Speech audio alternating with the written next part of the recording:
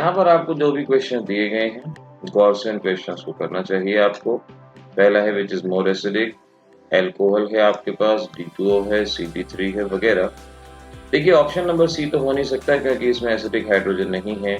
Acidic hydrogen वही होता है जो हाइड्रोजन ऑक्साइड से कनेक्ट हो। यहाँ बेशक से इलेक्ट्रॉन विड्रॉइंग ग्रुप है लेकिन कोई भी हाइड्रोजन ऐसा नहीं है जो ऑक्सीजन से कनेक्ट हो। D2O एक तरह से H2O का ही एक आइसोटॉपिक फॉर्म होती है। हमने आपको बताया था कि एक्सेप्शंस के अंदर कि मिथाइल अल्कोहल वाटर से स्ट्रॉन्गर होता है, तो मिथाइल अल्कोहल वाटर से स्ट्रॉन्गर है तो D2O से भी स्ट्रॉन्गर है। अब यहाँ पर हाइड्रोजन की जगह ड्यूटेरियम आ गया।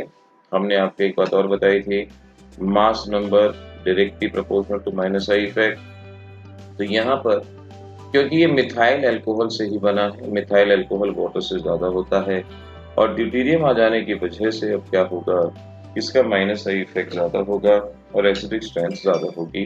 तो यहाँ पर एसिडिक स्ट्रेंथ ज्यादा रहेगी एज कंपेयर टू अदर। ये आपका यहाँ पर आंसर बनेगा। ऐसे ही अगले क्वेश्चन को देखिए, हाई पीके वैल्यू, हाई पीके वैल्यू का मतलब लीस्ट एसिडिक। इनमें से लीस्ट एसिडिक कौन सा है? एक है आपके पास ऑर्थोमिथाइल फिनॉल, ये है आपके पास ऑर्थोमिथाइल फिनॉल। दूसरा है ऑर्थोमिथॉक्सी फिनॉल, मिथॉक्सी यानी ये रहा। और तीसरा है मेटानाइट्रो। अब देखो नाइट्रो तो माइनस आई ग्रुप हो गया, ये तो एसिडिक स्ट्रेंथ को बढ़ाएगा। अगर एसिडिक स्ट्रेंथ को बढ़ाएगा तो पीके वैल्यू को कम करेगा।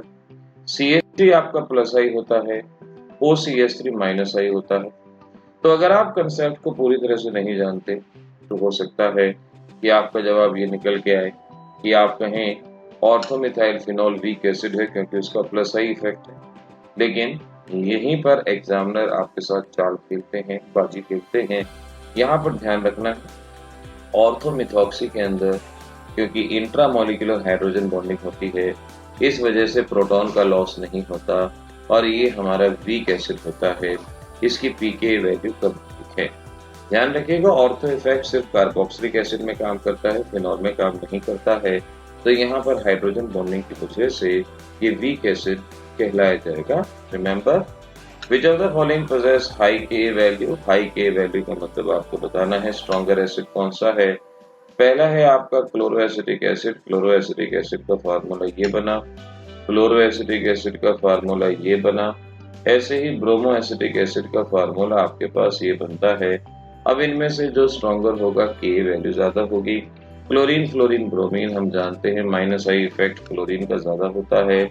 इस वजह से आपका जवाब यहाँ पर बन जाएगा कि फ्लोरोएसिटिक एसिड एक स्ट्रॉन्गर एसिड होगा और स्ट्रॉन्गर एसिड होने की वजह से इसकी के वैल्यू ज्यादा रहेगी। ये हमारा पॉइंट यहाँ पर क्लियर हो जाएगा।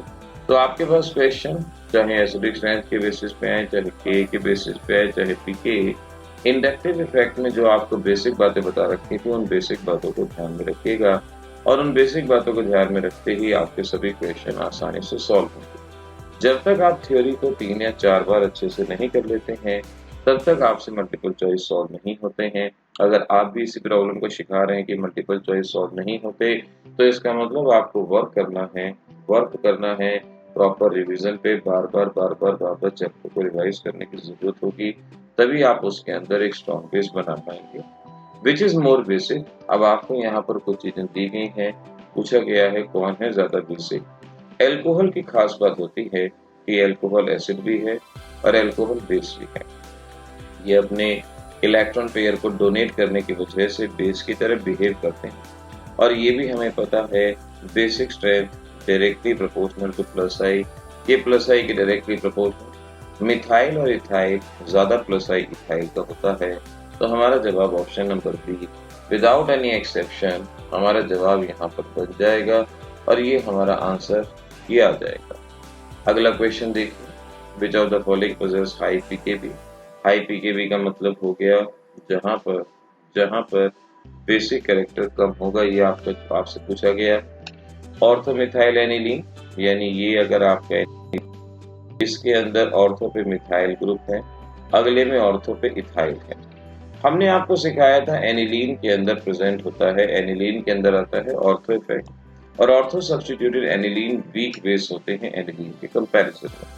यानी एनिलीन के कंपैरिजन में ऑर्थोमिथाइल और ऑर्थोइथाइल वीक होंगे। अब इन दोनों में से भी कौन वीक होगा? इथाइल ग्रुप बड़ा ग्रुप है, बड़ा ग्रुप होने की वजह से ये लगातार इस ग्रुप से टकराता है और प्रोटॉन को यहाँ पर आने नहीं देता और बेसिक कैरेक्टर को डिक्रीज करता है। तो हम कहेंगे because of steric hindrance effect ये हमारा ऑर्थोइथाइल एनिलीन वीक बेस होगा, तो हाई पीकेए वैल्यू यहाँ पर बनेगी। High dipole moment para dichlorobenzene, इतना हमें बेसिक पता होना चाहिए कि अगर पैरा पे सेम ग्रुप है तो वे एक दूसरे को कैंसिल आउट करते हैं और उनका डायपोल मोमेंट 0 होता है। आपके पास पैराजाइलिन, जाइलिन इसको कहते हैं, यहाँ भी सेम ग्रुप हैं जो एक दूसरे को कैंसिल आउट करेंगे, डायपोल मोमेंट 0। बचा ऑप्शन सी, यही आपका जवाब हो जाएगा। ऑप्शन नंबर सी आपका आंसर यहाँ पर बन जाएगा। इस तरह से बच्चों आपने maximum multiple choice inductive effect के बेसिस पे कर दिए हैं। हर तरह का क्वेश्चन जो आ सकता है वो आपने यहाँ पर कर दिया। नए पैटर्न के हिसाब से ज्यादा वैरायटी ऑफ क्वेश्चन पे वर्क करें और ये आपके लिए ज्यादा मददगार साबित होगा। कुछ एमसीक्यूज जो आपने साथ साथ सॉल्व कर लेने हैं। विच of the following is a permanent electron? Permanent मैंने आज बताया था। इंडक्ट्रोमेरिक, इलेक्ट्रोमेरिक, इंडक्टिव तीनों को पढ़ चुके हो। परमानेंट कौन है? Inductive, option number C. Arrange the following in the order of decreasing plus I. यहाँ कहा गया है कि भाई प्लस आई का डिक्रीजिंग यानी सबसे ज्यादा प्लस आई किसका? तो वो प्लस आई का ऑर्डर जो बताया था अगर वो आपको याद हो तो ओ नेगेटिव का सबसे ज्यादा होता था, फिर सी नेगेटिव, फिर टर्शियरी, फिर सेकेंडरी, ऑप्शन नंबर ए। लेकिन बेटा इस तरह के क्वेश्चन तभी सॉल्व कर सकते हो आप जब आपको इंफॉर्मेशन है, आपको नॉलेज है, पिछली चीजें आपने की हुई हैं, तभी आप अच्छे से कर सकते हो। अगला देखो, arrange following in the decreasing order of minus I. अगर माइनस आई का ऑर्डर जानते हो तो डिक्रीज ऑर्डर में कर सकते हो। Option number D. इसके लिए अपने जो ऑर्डर मैंने बताया था ना, अगर आपने नहीं नोट किया तो वीडियो रिवर्स करो, फिर दोबारा से देखो और उसको नोट करो।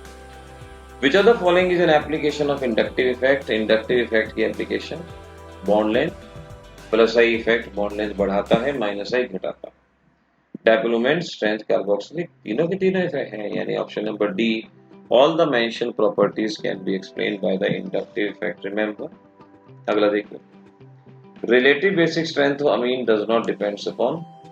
अमीन की बेसिक स्ट्रेंथ किस पे डिपेंड है? अमीन्स में इंडक्टिव इफेक्ट भी होता है, स्टेरिक हिंड्रेंस भी होता है, और एक्वस में मैंने बताया था, अभी आपको बताया था एक्वस के अंदर कैसे करते हैं। तो मीसोमेरिक इफेक्ट जिस पे डिपेंड नहीं करता, ऑप्शन नंबर बी हमारा करेक्ट ऑप्शन बनेगा।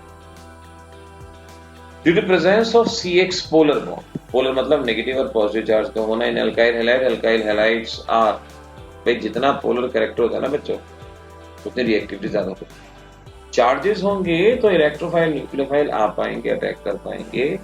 तो ऑप्शन नंबर ए हमारा करेक्ट आंसर यहाँ पर बनने को तैयार है। अगला देखो, electronegativity is defined as power of atom in a molecule to repel. Electronegativity किसे कहते हैं? Tendency to attract a shared pair. Is not repel, it is attract. Option number B यहाँ पर बनेगा। Factor on which electronegativity depends, valence state पे electronegativity कोई role नहीं है, हाइब्रिडाइजेशन नहीं है, ये तो न्यूक्लियर चार्ज के ऊपर डिपेंड करती है। सो नन ऑफ देम, कोई भी इलेक्ट्रोनेगेटिविटी को अफेक्ट नहीं करता, none of them. The next one, how does the electronegativity gets affected with the negative oxidation state? ये आपसे पूछा गया।